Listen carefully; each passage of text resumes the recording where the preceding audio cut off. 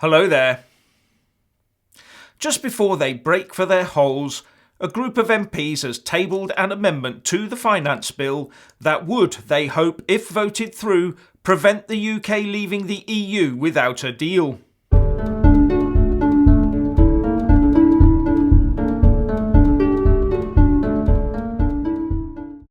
An amendment to the Finance Bill currently going through the House of Commons has been tabled by Labour MP Yvette Cooper, which has also been signed by two of her fellow Labour MPs, Hilary, Benn and Harriet Harman, as well as by Tory MPs Oliver Letwin, Reeves and Nick Boles.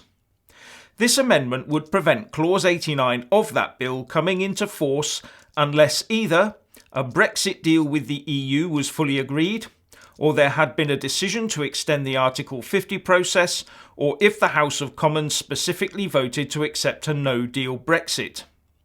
Now, Clause 89 of the bill is about giving the Treasury certain powers to make regulations over amending tax matters, such as removing reference to EU legislation where needed, in the immediate aftermath of our exit from the EU, however that was achieved. ITV's Robert Peston says that the vote for this is due on the 8th of January, which is just the second day of business after the Christmas recess. Now, if this amendment gets through to the final version and it is enacted, then it will have the effect of A. Ruling out a WTO exit unless Parliament specifically allows it, which given the makeup of the House may well be an unlikely event. It would make spending on a WTO exit a pointless exercise unless Parliament had voted for a no-deal exit. It also tells the EU that they can relax and play as hardball as they like because the UK can no longer respond in kind after having its own no-deal Brexit teeth drawn, and we would have to take whatever other rubbish the EU offers us. It also gives MPs the incentive to vote down Theresa May's deal in the knowledge that they can then have the power, by voting against a WTO exit, to force the government to either quickly renegotiate a deal, which is almost impossible, or negotiate with the EU to extend the Article 50 process, or even to revoke it entirely if the EU refuses to play ball. So January the 8th could well see a very important vote taking place, and it could be touch and go for the government. So these MPs are not hanging about. They obviously intend to carry their battle right through to the bitter end. So Parliament adjourns today, leaving much Brexit business unfinished. But one thing that has been done is the removal of the word unlikely from some of the government's no-deal Brexit technical notices.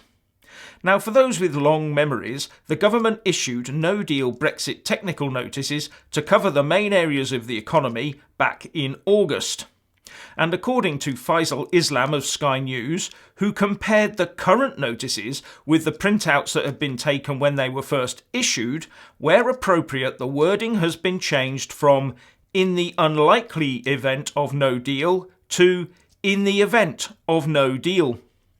And to confirm this, a government spokesperson said that the language on the gov.uk site has been changed to reflect the Cabinet decision to massively increase no-deal planning, but that the government fully expects to get a deal and considers getting a deal the most likely outcome. Well, Parliament might have other ideas about that, mightn't they, given the amendment to the Finance Bill I mentioned earlier? But does this mean no deal is more likely in the eyes of the government? Or is it just more of the force May's deal through to the finishing line psychological warfare?